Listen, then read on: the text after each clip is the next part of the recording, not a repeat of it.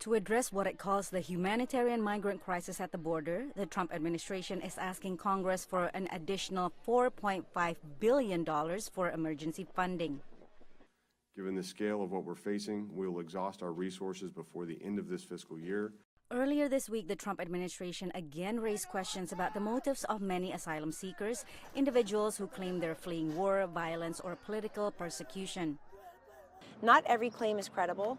Some claims are credible, and we don't want those who have a credible claim of fear and asylum to be hamstrung in the process by those who don't, because they're lying about it. In 2018, 65,000 people applied for asylum, many at the U.S. Mexico border.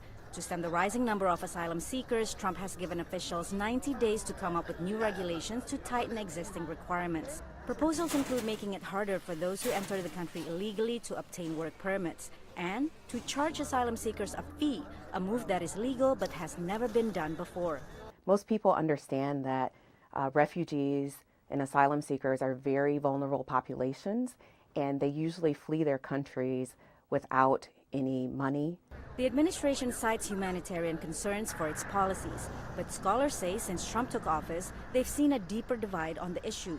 There's one side that believes that there is in fact a lot of persecution out there and that the United States have an obligation to sort of protect people, which we didn't do during World War II, where there's other people who feel like this is a system that's been taken advantage of, and in some ways that particular loophole, if you will, at least the claim goes, should be cut off.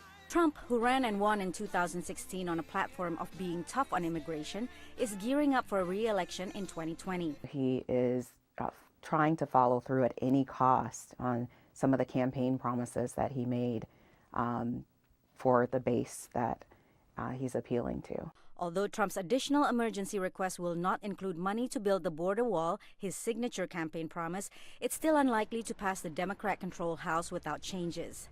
Meanwhile, his asylum proposals are expected to be challenged in court. Patsy Widakuswara, VOA News at the White House.